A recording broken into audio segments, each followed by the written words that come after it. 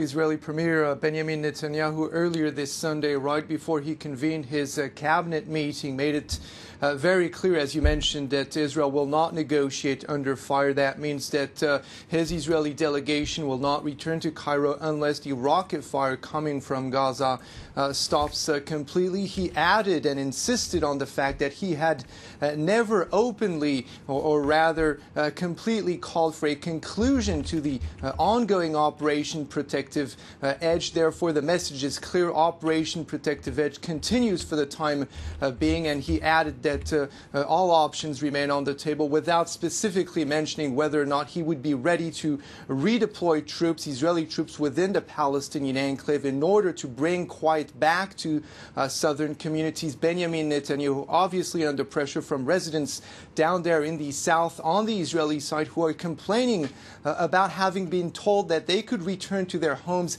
safely and yet have to face a similar situation which they're all too familiar with, meaning rocket fire. Also under pressure from members of his own coalition, notably Foreign Minister Avigdor Lieberman, who has been saying that he has said from the beginning that Hamas should have been dealt with.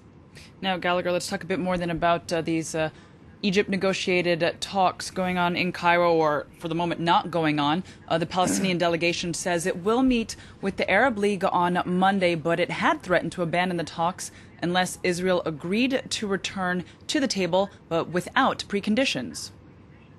Exactly. Obviously, a very complicated negotiations process with two stances that are diametrically opposed. On the one hand, the Palestinian delegation, which wants to talk while hostilities continue, whereas the Israelis again have made it clear that they want quiet before they sit down to negotiate with the Palestinians through the mediation of Egyptian services. So obviously at this point it's impossible to know what is going on behind closed doors, but the Palestinian demands, notably those of the factions coming from Gaza, are very clear. They want a complete end to the Israeli-Egyptian blockade. They want the siege to be fully lifted, which is obviously inconceivable at this point, at least not in the near future for the Israelis, who for their part are demanding a complete demilitarization of Gaza, which is just as inconceivable from a Palestinian point of view.